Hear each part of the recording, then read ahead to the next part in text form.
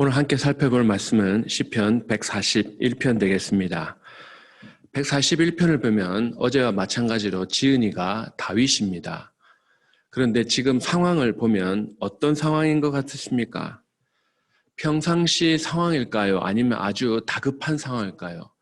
지금 다윗이 처한 상황은 아주 위급한 상황으로 지금 저희들에게 보여지고 있습니다. 하나님을 지금 급하게 찾고 있습니다. 그래서 이렇게 이야기합니다. 속히 내게 오시옵소서. Hurry to me. 속히 내게 와달라고 이야기합니다. 다윗에게 있어서 저희들이 살펴본 다윗의 일생 가운데 어느 때가 가장 하나님이 다윗의 인생 가운데서 급하게 속히 가서 다윗을 도와줘야만 했겠습니까? 바로 자기 장인이었던 사울에게 쫓길 때, 아니면 자기 아들이었던 압살롬에게 쫓길 때, 이 둘 중에 하나라고 많은 학자들은 이야기를 하고 있습니다. 내 힘으로 지금 어떤 상황을 벗어날 수가 없습니다. 그리고 누군가의 도움으로만 이 상황을 지금 해결할 수가 있습니다. 그때 다윗은 하나님께 나갑니다. 하나님께 나가서 주를 아주 크게 불렀습니다. 그러고 나서는 속히 내게 오시옵소서 이렇게 이야기합니다. 큰 소리로 주를 부릅니다. 그리고 속히 내게 오시옵소서. 지금 누군가를 큰 소리로 불러놓고 빨리 와 이렇게 이야기하는 거죠. 우리가 살아가면서 일상생활에서 저희들은 어느 상황에서 이런 행동을 할 수 있겠습니까? 큰 소리로 누군가를 부릅니다. 그리고 빨리 와라고 이렇게 합니다. 보통 한국 사장님들이 아래 직원들을 다룰 때 야, 빨리 와, 너 빨리 와, 빨리 해. 이렇게 내가 누군가보다 높을 때 이런 말을 할 수가 있습니다. 그렇지 않습니까? 근데 지금 다윗이 하나님보다 높을 수도 없고 본인은 전혀 그렇게 생각하지도 않습니다. 그러면 언제겠습니까? 우리가 살아가는 동안 아주 친한 사람끼리, 아주 친한 친구끼리 이렇게 이야기할 때 서스름이 없고 그냥 거리가 없을 때, 아주 가까울 때도 이렇게 할 수가 있죠. 처음 만난 사이에서는 이렇게 할 수가 없습니다. 누가 처음 만났는데 소리 지르면서 나 좀 도와주시오. 아니, 처음 만난 사람한테 도움을 부탁할 때 아주 정중하게 해야죠. 그런데 지금 다윗은 아주 큰 소리로 빨리 와서 도우라고 이야기합니다. 이게 보통 친한 사이가 아니고는 내가 상대방을 잘 알고 있을 때에만 할 수 있는 행동이라는 사실이죠. 하나님이 나에게 아주 멀리 느껴진 존재라면 분명 다윗은 이런 행동을 할 수가 없었을 것입니다. 2절에 보니까 다윗은 지금 자기가 하나님 앞에 기도를 하고 있는데 그 기도를 하는 행위가 마치 성전 제단에서 제사장이 향을 피우는 것에 비유를 하고 있습니다. 기도를 향에 피우는 것에 비유합니다. 요한계시록 5장 8절에 보면 그 두루마리를 취하심에 내 생물을 24장로들이 그 어린 양 앞에 엎드려 각각 검은고와 향이 가득한 금 대접을 가졌으니 이 향은 성도의 기도들이라. 요한계시록에서 이 구약의 사람들 그리고 성경의 사람들을 기도를 향에 비유를 합니다. 하나님 앞에 쭉 올라가는 것에 비유를 하고 있습니다. 우리 성도님들은 기도를 무엇이라 생각하고 기도해 오고 계셨습니까? 기도가 기도지, 기도가 뭐겠습니까? 보통 교회에서 가르칠 때 기도는 영혼의 호흡이다라고 표현을 씁니다. 그리고 기도는 하나님과의 대화다라고 말을 하기도 합니다. 여러 가지로 설명합니다. 하지만 다윗처럼 이렇게 설명을 하고 다윗처럼 이렇게 인식을 하고 기도하는 사람은 과연 몇 명이나 되겠습니까? 분명 많지는 않을 것입니다.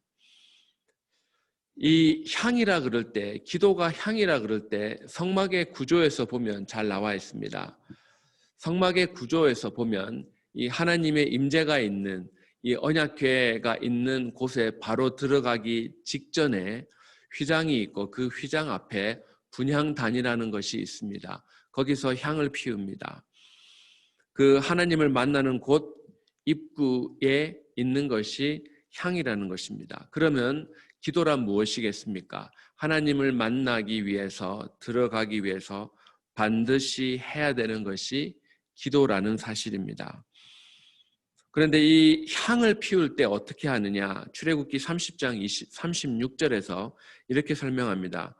그 향 얼마를 곱게 찧어 내가 너와 만날 회막 안 증거궤 앞에 두라. 이 향은 너희에게 지극히 거룩하니라.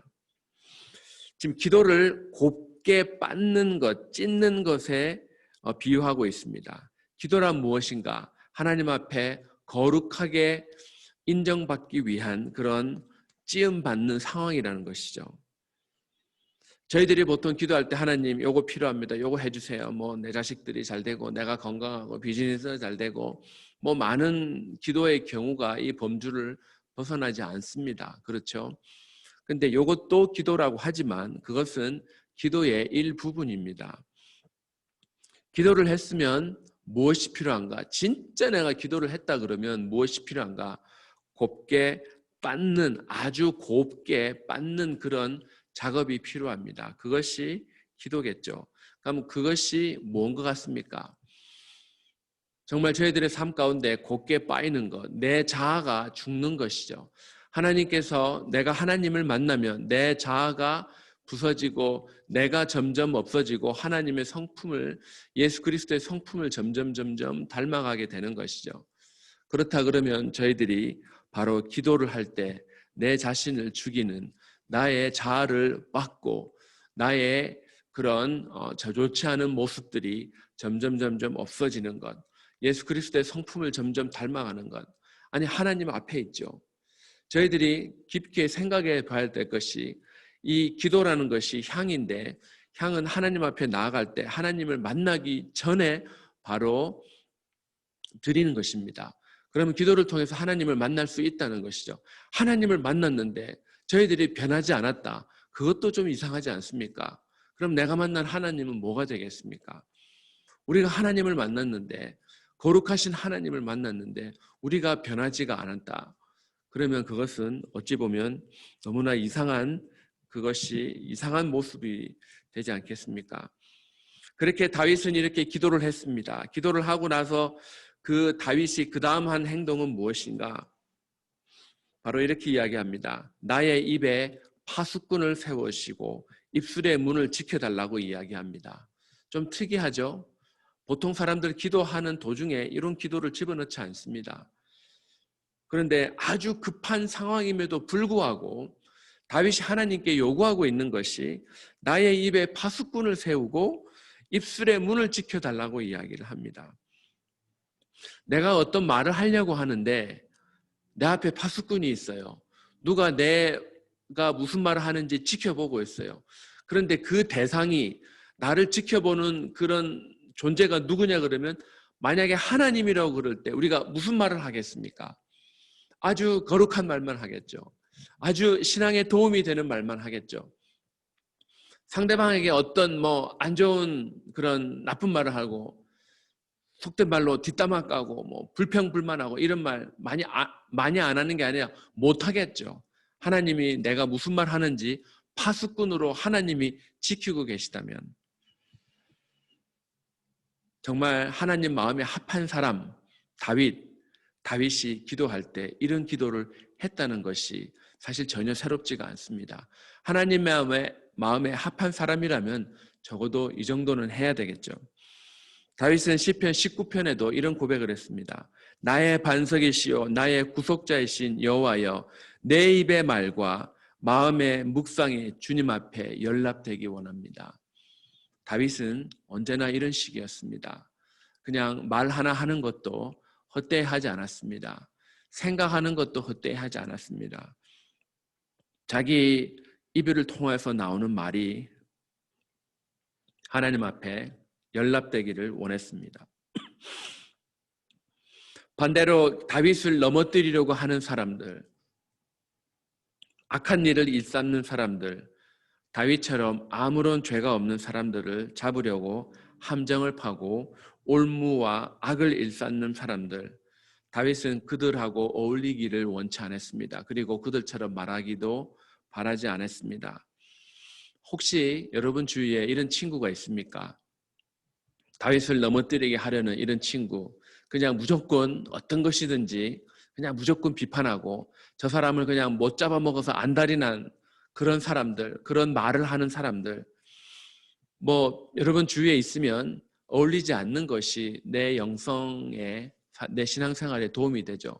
뭐 그런 사람들이 하는 말을 들어봐야 뭐가 좋겠습니까? 그런데 오늘날은 특별히 이 코로나 시대를 지나가는 저희들, 아니 코로나 시대 이전에도 친구를 만나는 것보다 우리는 언론을 통해서, 인터넷이라는 것을 통해서 여과 없이 그냥 전 세계에서, 사실 뭐 저희들은 전 세계 뉴스를 듣지는 않죠. 한국 사람들이기 때문에 미국, 한국 그 이외의 뭐 뉴스들은 별로 보지도 않고 뭐 특별한 저희들 관심이 없습니다. 특별히 우리 미국 사는 대부분의 이민자들은, 특별히 1세들은 미국 뉴스보다 한국 뉴스에 관심이 더 많습니다.